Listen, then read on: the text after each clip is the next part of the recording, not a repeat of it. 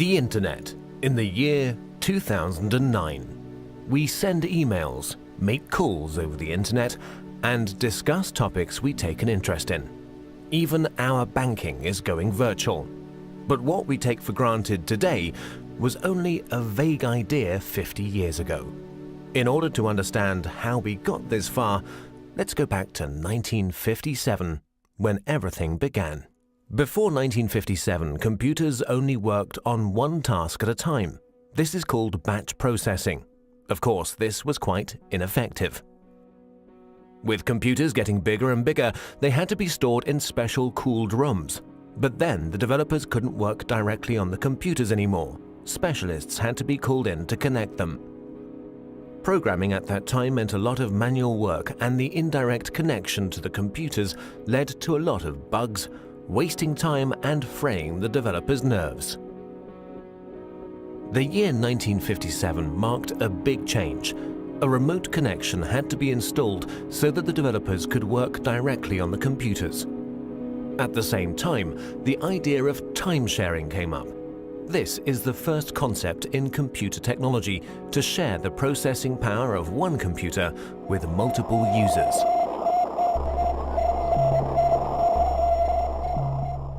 On October 4th in 1957, during the Cold War, the first unmanned satellite Sputnik 1 was sent into orbit by the Soviet Union. The fear of a missile gap emerged.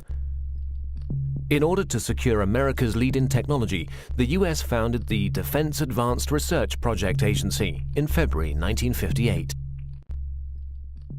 At that time, knowledge was only transferred by people.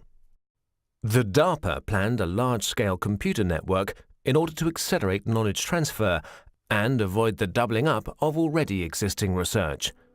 This network would become the ARPANET. Furthermore, 3 other concepts were to be developed, which are fundamental for the history of the Internet. The concept of a military network by the RAND Corporation in America. The commercial network of the National Physical Laboratory in England. And the scientific network Cyclades in France. The scientific, military, and commercial approaches of these concepts are the foundations for our modern Internet. Let's begin with the ARPANET, the most familiar of these networks. Its development began in 1966. Universities were generally quite cautious about sharing their computers. Therefore, small computers were put in front of the mainframe.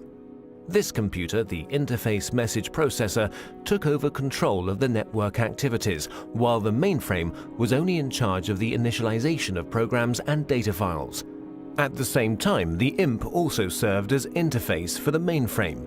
Since only the IMPs were interconnected in a network, this was also called IMP subnet. For the first connections between the computers, the Network Working Group developed the Network Control Protocol. Later on, the NCP was replaced by the more efficient Transmission Control Protocol. The specific feature of the TCP is the verification of the file transfer. Let's take a short detour to England. Since the NPL network was designed on a commercial basis, a lot of users and file transfer were expected. In order to avoid congestion of the lines, the sent files were divided into smaller packets, which were put together again at the receiver. Packet switching was born.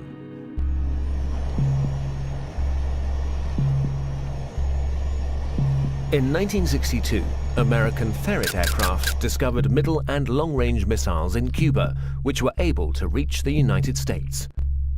This stoked fear of an atomic conflict. At that time, information systems had a centralized network architecture.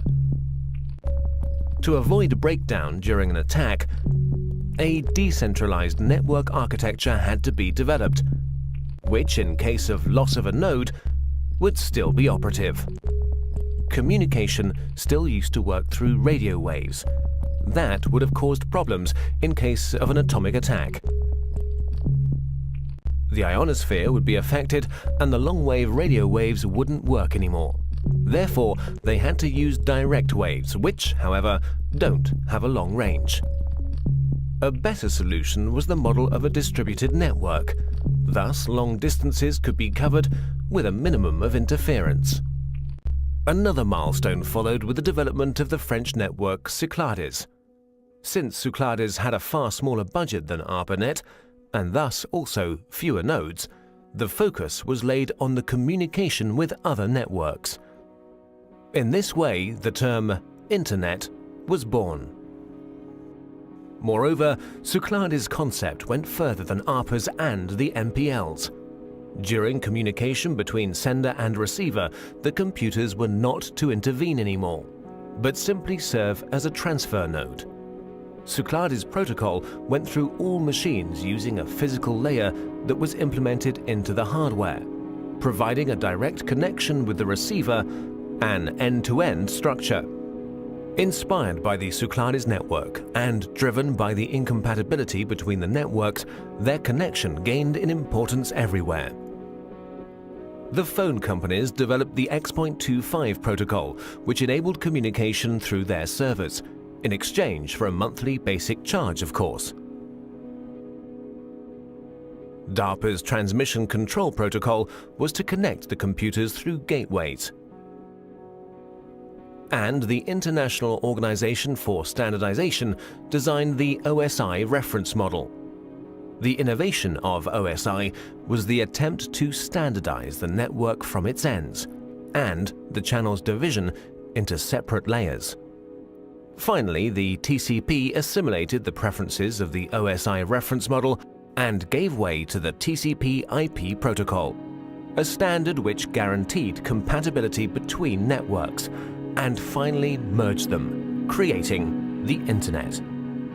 By February the 28th, 1990, the ARPANET hardware was removed, but the Internet was up and running.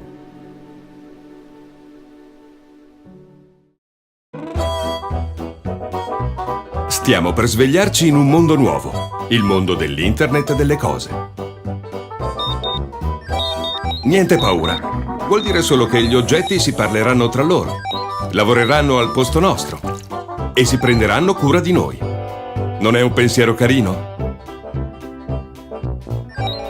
Sapranno reagire ai nostri movimenti, capiranno quando vogliamo starcene un po' in pace e quando invece vogliamo ricevere informazioni e notizie. Oppure soltanto una buona colazione.